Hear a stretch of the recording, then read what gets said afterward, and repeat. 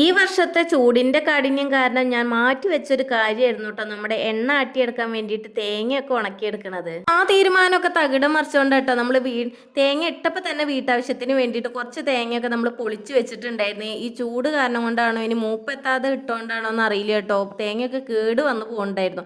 അപ്പം നമുക്ക് എന്തായാലും ഇത് ഉണക്കിയെടുക്കാതെ ഒരു മാർഗ്ഗമില്ല, എന്തായാലും എണ്ണ ആട്ടിയെടുക്കാമല്ലോ. കുറച്ചൊക്കെ നമ്മളങ്ങനെ പൊളിച്ച് വെച്ച് വെള്ളം മരം വെച്ചു. പിന്നെ ഇനി ഒരുപാട് പൊളിച്ചെടുക്കാണ്ട് കേട്ടോ. പിന്നെ അതൊക്കെ ഒന്ന് റെഡിയാക്കി വെച്ചിട്ടൊന്ന് കുളിച്ച് കയറിയപ്പോഴാണ് സമാധാനമായത്. ഉച്ചത്തേക്കുള്ള ഭക്ഷണത്തിന്റെ കാര്യം പിന്നെ ഒന്നും തീരുമാനിക്കാനില്ല. അച്ഛൻ ഇന്നലെ വരുമ്പോൾ നല്ല പൂളക്കിഴങ്ങും കൊണ്ടുവന്നിട്ടുണ്ടായിരുന്നു, ഏട്ടൻ വരുമ്പോൾ നല്ല ഏട്ടമീനും കൊണ്ടുവന്നിട്ടുണ്ടായിരുന്നു. അപ്പം അതൊക്കെ റെഡിയാക്കി നമ്മൾ ഏട്ടമീൻ പൊട്ടിത്തെറിക്കും എന്നുള്ള കാര്യം മറന്നുകൊണ്ട് നല്ല ആളായിട്ടൊന്നും മറിച്ചിടാൻ നോക്കിയതാണ്.